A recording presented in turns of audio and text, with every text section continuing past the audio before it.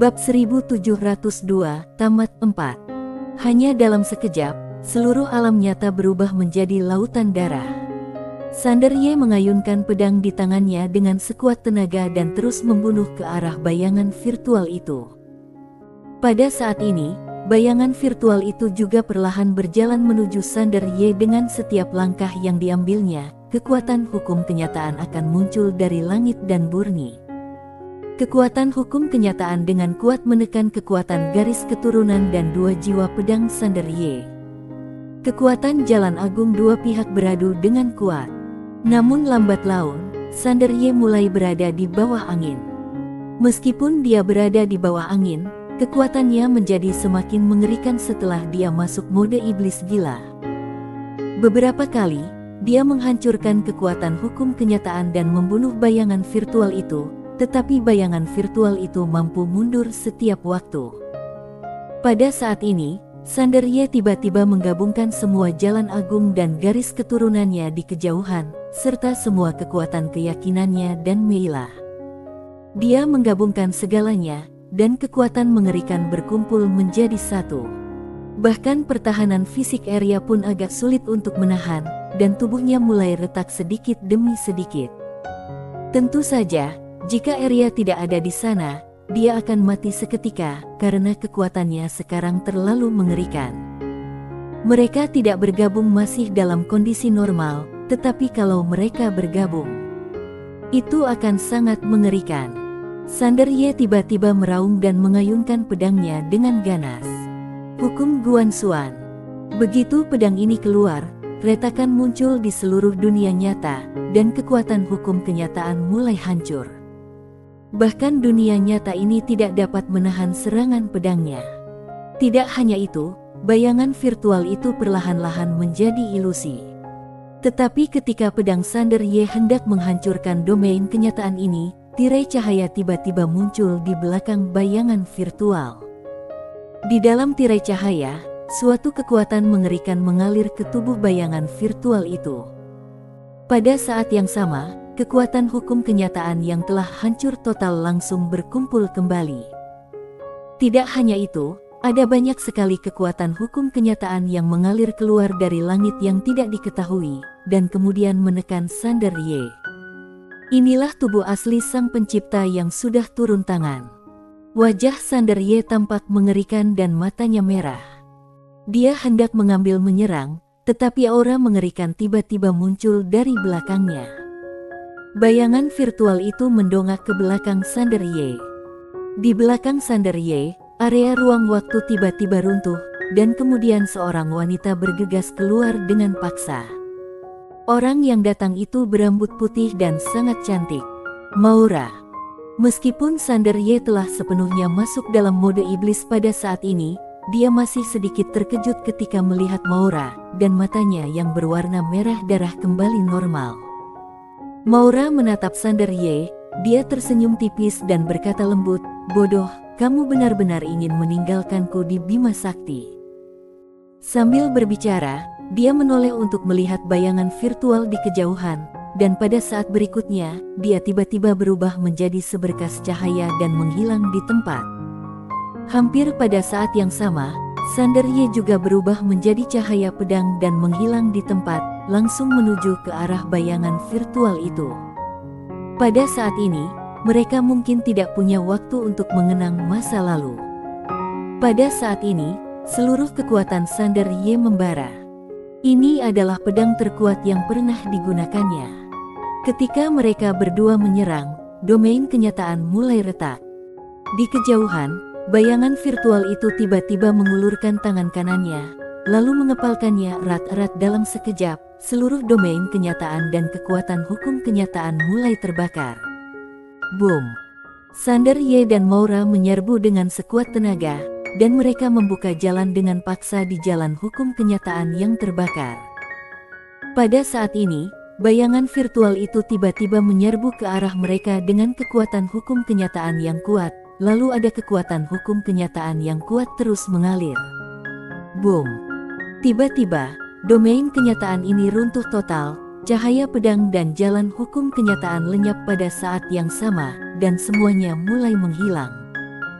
Bayangan virtual itu juga menjadi semakin ilusi, dan semua kekuatan hukum kenyataan di sekitarnya telah terhapus pada saat ini. Di kejauhan, Maura perlahan jatuh dalam jalan yang rusak dan cahaya pedang, tubuh serta jiwanya dengan cepat menghilang. Sander Ye memeluknya. Karena Arya, dia menahankan seluruh kekuatan, tetapi tubuhnya berdarah. Sander Ye memeluk Maura dengan erat. Pada saat ini, tubuh dan raga Maura telah terkikis oleh kekuatan hukum kenyataan dan mulai menghilang dengan cepat. Dia berbeda dari Sander Ye. Sander Ye mendapat bantuan Arya. Oleh karena itu, meskipun kekuatan hukum kenyataan dapat mengikisnya, namun tidak dapat menghancurkannya dengan cepat. Sander Ye melepaskan jiwa pedang dan kekuatan ketertiban sekuat tenaga untuk membungkus Maura.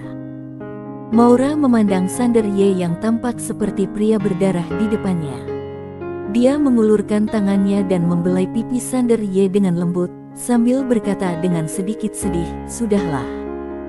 Aku tidak bisa menemanimu lebih jauh, dan aku tidak bisa membuat mie untukmu lagi." Saat dia berbicara, dia tidak dapat lagi menahan cedera dari kekuatan hukum kenyataan, dan matanya perlahan tertutup. Ah! Sander Ye tiba-tiba meraung bagaikan orang gila. Dia mengerahkan seluruh kekuatannya untuk membungkus Maura, tetapi masih sulit menghentikan tubuh dan jiwanya agar tidak menghilang. Tepat ketika Sander Ye hendak putus asa, si putih tiba-tiba meninggalkan tubuhnya dan terbang ke alis Maura. Dengan masuknya si putih, tubuh dan jiwa Maura segera stabil. Meskipun mereka tetap menghilang, kecepatannya berkali-kali lipat lebih lambat daripada sebelumnya. Sander Ye perlahan berdiri sambil memeluk Maura. Dia berjalan ke arah kejauhan, tetapi saat dia berjalan, dia menyadari tidak ada jalan. Pada saat ini, terdengar sebuah suara dari samping, "Hei bocah."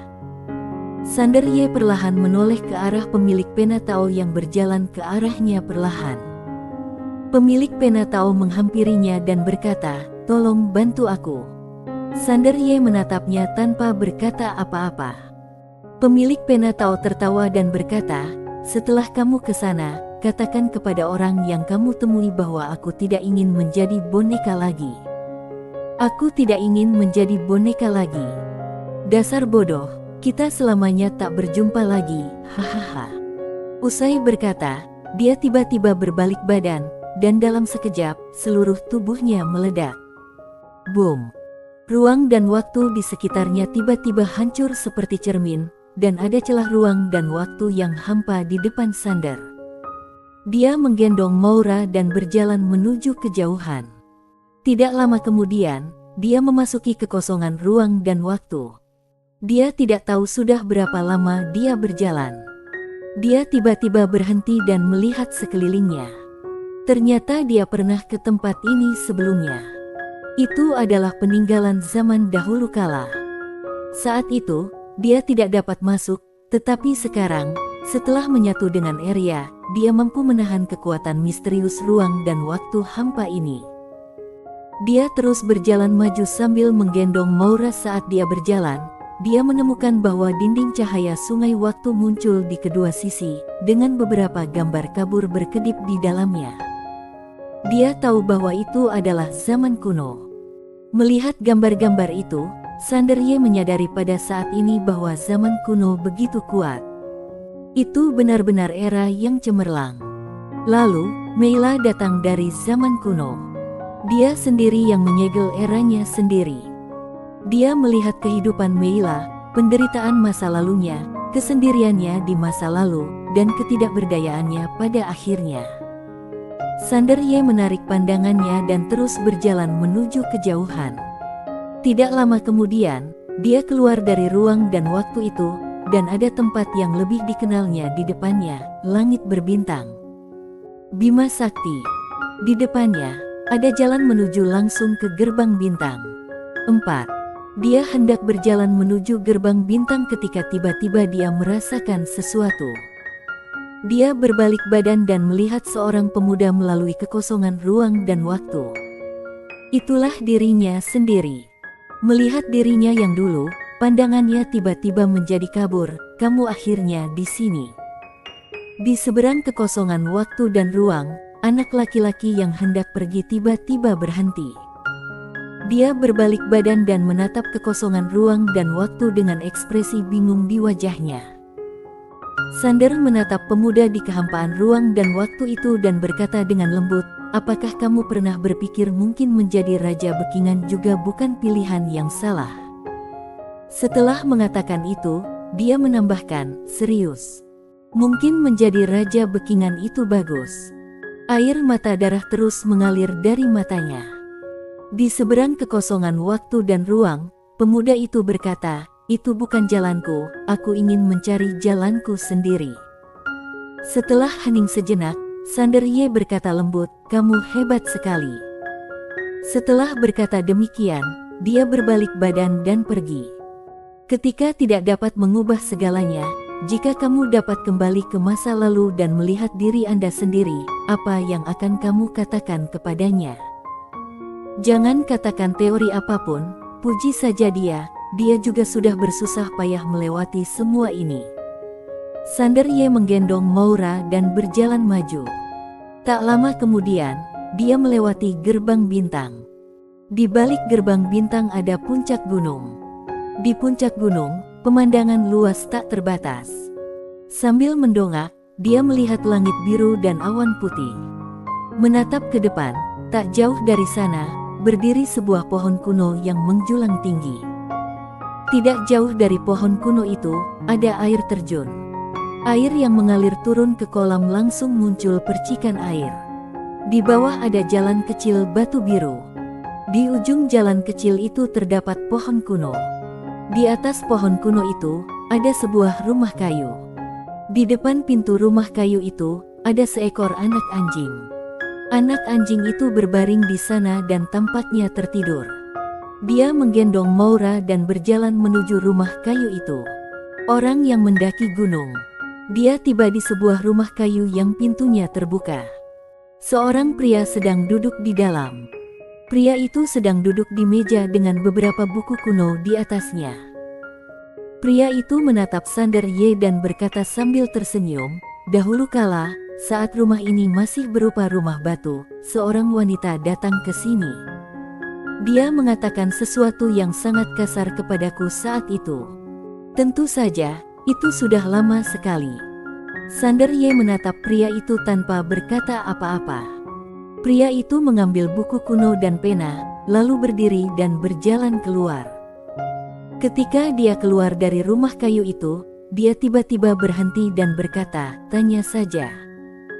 Sander Ye berkata, dua teman menitipkan pesan untukmu padaku. Salah satu dari mereka berkata, kami bukan semut. Kami juga akan melawan. Pria itu terdiam. Sander Ye melanjutkan, teman lainnya berkata, dia tidak ingin menjadi boneka lagi, tidak akan pernah lagi juga memarahimu. Pria itu masih tidak berbicara. Setelah hening sejenak, dia tiba-tiba tersenyum dan berkata, bukannya kamu ingin mendirikan ketertiban baru? Selamat. Kamu adalah sang pencipta baru, dan kamu dapat membuat ketertiban baru. Tapi, saat dia berkata demikian, dia menoleh ke arah Sander Ye. Nona Meila itu berkata dia ingin menjatuhkan kita, sehingga kita bisa merasakan penderitaan dan kesulitan di dunia ini, dan merasakan rasa diperbudak. Kalau begitu, aku ingin melihat sendiri seberapa bagus ketertiban yang kalian bangun ini. Setelah berkata demikian, dia melepaskan tali yang mengikat anjing itu dan berjalan pergi tanpa menoleh ke belakang. Dewa yang turun dari gunung. Ketika berjalan, tidak tahu kenapa, pria itu tiba-tiba mempercepat langkahnya. Awalnya dia berjalan, tetapi sekarang dia berlari. Setelah melihat pria itu menghilang di kejauhan, Sander Ye perlahan berbalik badan. Tidak jauh di sebelah kanan, seorang wanita berdiri di sana.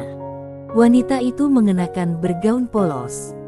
Sander Ye menggendong Moura dan berjalan di depan wanita bergaun polos itu.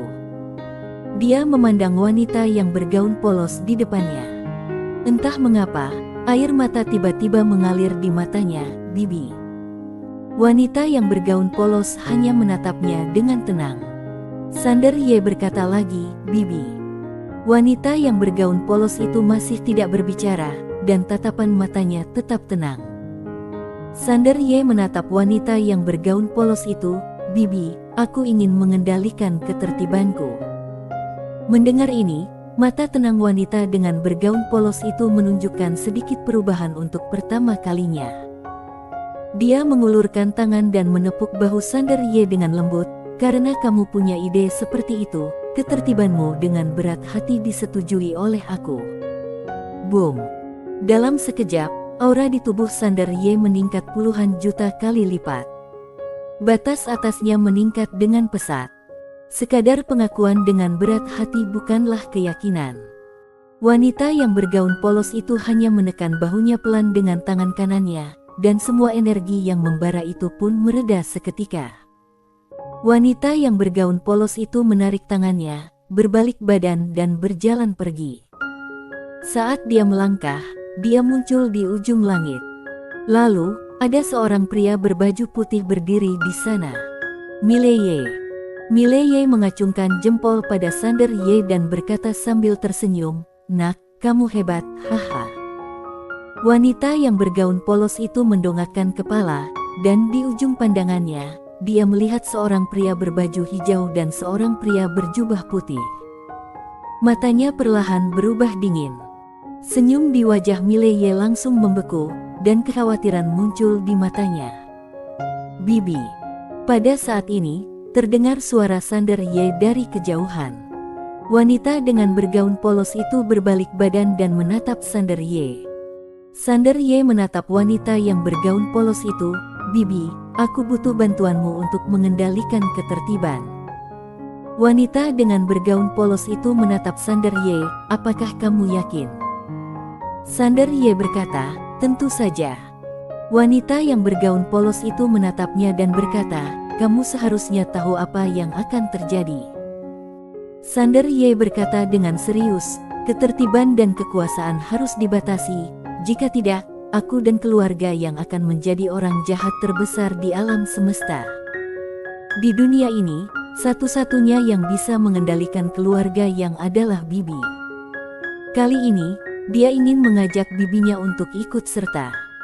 Wanita yang bergaun polos itu menatapnya sejenak lalu menganggukkan kepalanya dengan pelan, "Kamu sudah benar-benar dewasa."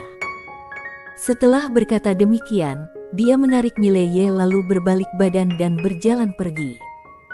Mile Ye diam-diam mengacungkan jempol ke arah Sander Ye dengan tangan kanannya lagi, senyuman di wajahnya sangat lebar.